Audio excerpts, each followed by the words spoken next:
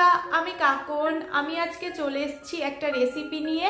আজকে আমি তোমাদের সাথে স্প্রিং রোলের শীট কিভাবে বানাতে হয় সেটাই শেয়ার করব।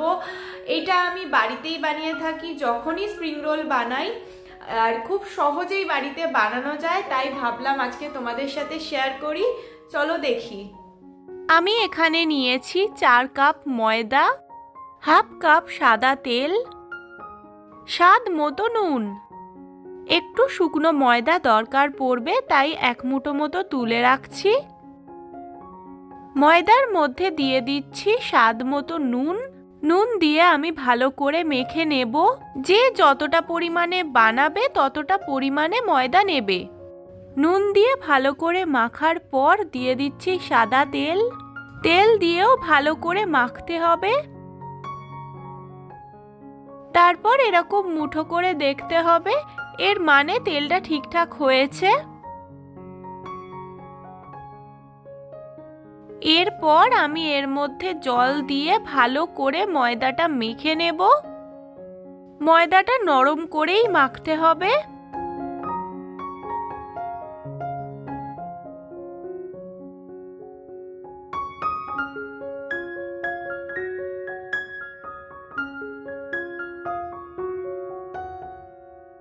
ময়দাটা ভালো করে মাখা হয়ে গেছে। এটা 15 থেকে 20 মিনিট চাপা দিয়ে রেখে দেব। 15 মিনিট হয়ে গেছে, আমি আবার ভালো করে মেখে নিচ্ছি।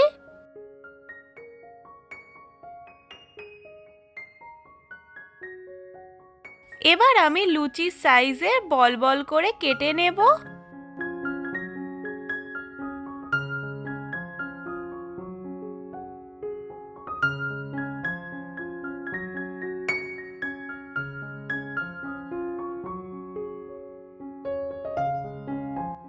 এখানে 13টা বল হয়েছে।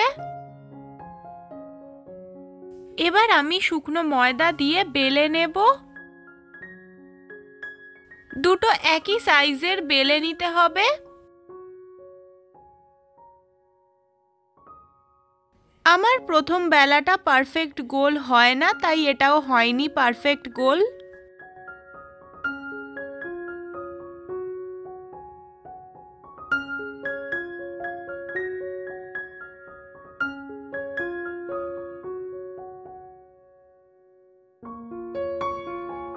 এই দেখো, দুটো মোটামুটি একই সাইজের হয়েছে।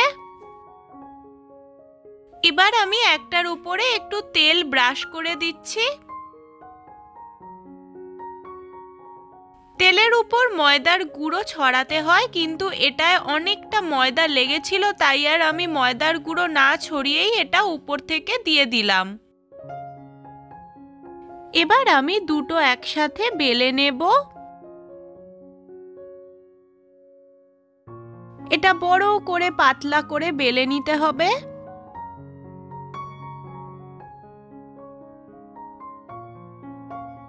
আমি যতটা পাতলা করতে পারি এটা ততটাই করেছি।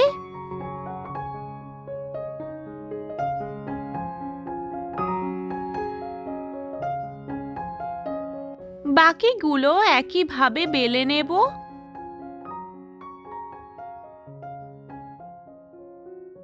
এই দেখো, এটা কিন্তু ভালোই গোল হয়েছে। এটা 3টে একসাথেও করা যায়, আমার দুটো দুটো করে সুবিধা হয় বলে আমি দুটো দুটো করে বানাই। এই দেখো, এটা তেল ব্রাশ করার পর আমি ময়দা ছড়িয়ে দিচ্ছি। এটায় গুঁড়ো ময়দাটা কম লেগেছিল বলেই ছড়িয়ে দিলাম।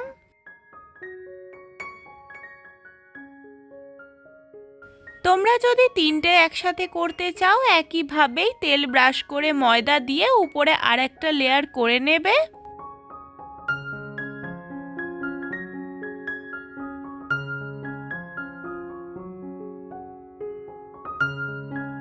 এই দেখো, সবগুলো বেলা হয়ে গেছে। এবার আমি তাওয়াটা বসিয়ে দিয়েছি। অল্প গরম হতে একটা শীট দিয়ে দিলাম। এইগুলো একটু সেঁকে নিতে হবে। খুব বেশি সেঁকতে হবে না, এই রকম সাদা বাবলস চলে এলেই তুলে নিতে হবে। বেশিক্ষণ সেঁকলে এটা পুরোপুরি কুক হয়ে যাবে, তখন কিন্তু এটা হবে না।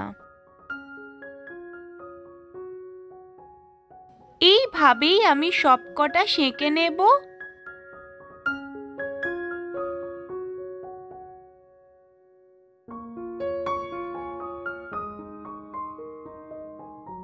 সবগুলো সেঁকা হয়ে গেছে। এখন আমি স্প্রিং রোল শিটগুলোকে আলাদা করে নিচ্ছি।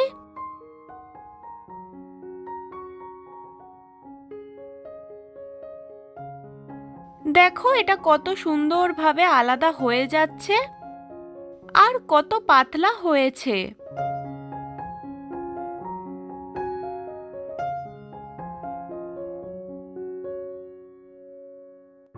দেখো বন্ধুরা কত সুন্দর হয়েছে এইগুলো, দেখতেই পাচ্ছ কত পাতলা হয়েছে।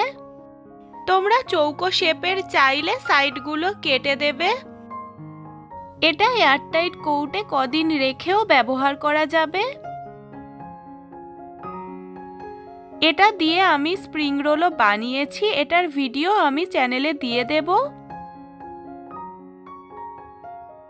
ভিডিওটা ভালো লাগলে একটা লাইক করে দিও, সবার সাথে শেয়ার করে দাও আর সাবস্ক্রাইব করতে একদমই ভুলো না। টাটা।